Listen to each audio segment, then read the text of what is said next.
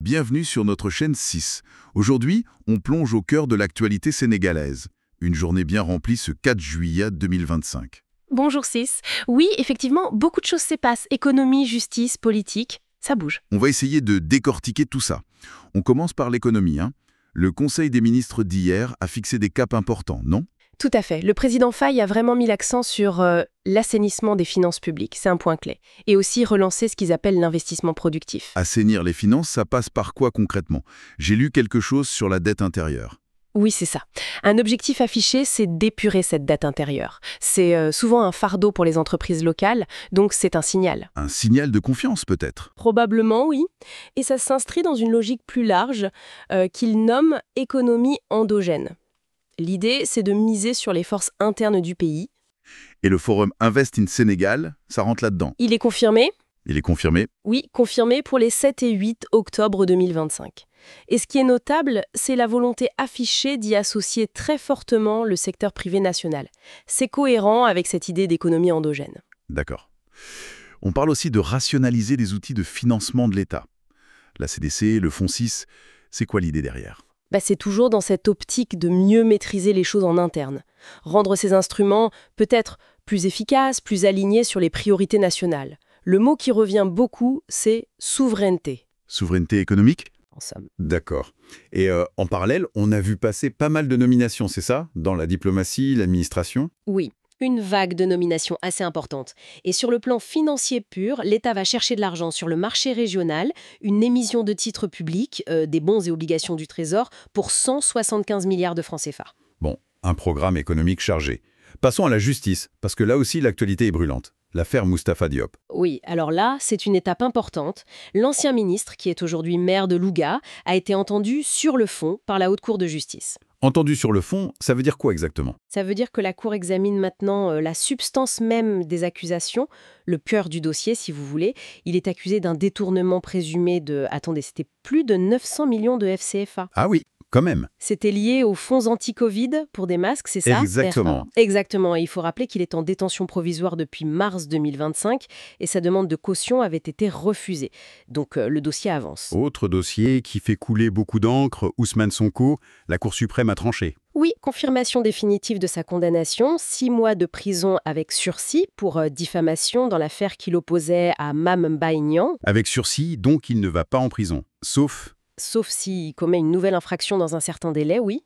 Mais la condamnation, elle, est maintenant gravée dans le marbre judiciaire. C'est définitif. Et il a réagi, je crois? Ah oui, quasi immédiatement. Dans une vidéo, il affirme que, selon lui, rien ne l'empêche d'être candidat à l'avenir. Il demande même la réouverture ou la révision de ses dossiers judiciaires. Donc sur le plan politique, ce n'est clairement pas terminé. Loin de là. Ça risque d'alimenter encore pas mal de débats. Et comme si ça ne suffisait pas, il y a des tensions au sein même de l'institution judiciaire, une sorte de crise interne. Oui, une crise assez profonde en fait. Ça oppose les syndicats des travailleurs de la justice, notamment le Sytjust et l'UNTJ, au ministre de la Justice, Ousmane Diagne. Il parle de trahison, c'est un mot fort.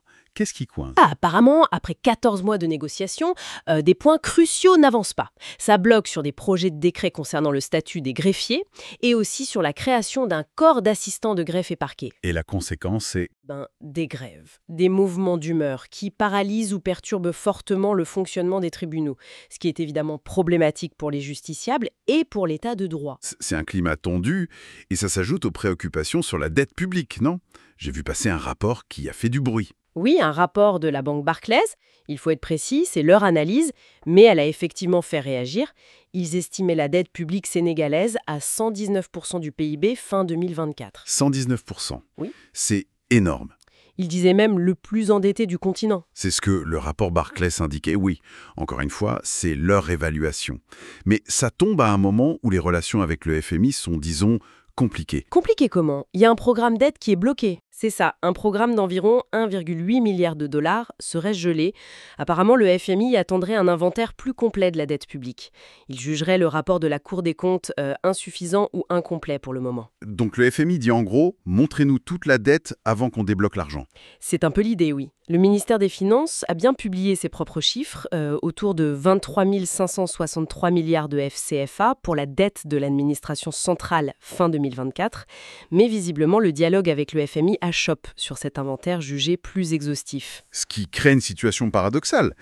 D'un côté, le gouvernement affiche cette volonté de souveraineté économique, Oui, de maîtrise interne. et de l'autre, il y a la pression des réalités financières, de la dette et des exigences d'institutions comme le FMI. Et exactement.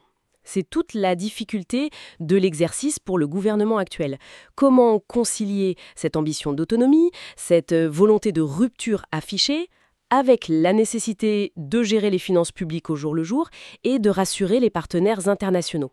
C'est une équation complexe. On note aussi plus rapidement la fin de la session parlementaire, la première sous majorité PSTF. Oui, clôture de la session ordinaire 2024-2025. Et il y a aussi dans les cartons une réforme pour réajuster, rationaliser les agences d'exécution de l'État.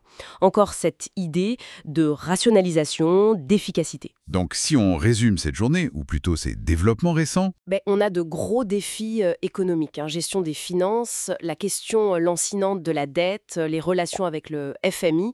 Ensuite, un secteur de la justice sous très haute tension, avec des affaires judiciaires majeures et une crise interne. Et tout ça sur fond de réformes institutionnelles et d'une affirmation politique forte de souveraineté. C'est dense. voilà pour ce tour d'horizon assez complet de l'actualité sénégalaise. Clairement, beaucoup de sujets importants et interconnectés sur la table. Dites-moi en commentaire ce que vous en pensez. Quels sont les points qui vous interpellent le plus ? Une question qui reste en suspens, c'est de savoir si cette impulsion vers une économie plus endogène, cette volonté de souveraineté, pourra vraiment produire des effets assez vite pour à la fois apaiser certaines tensions sociales et répondre aux contraintes financières externes. L'équilibre est délicat. C'est le défi.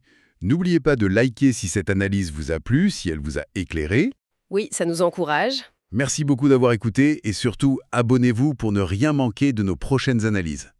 À très bientôt.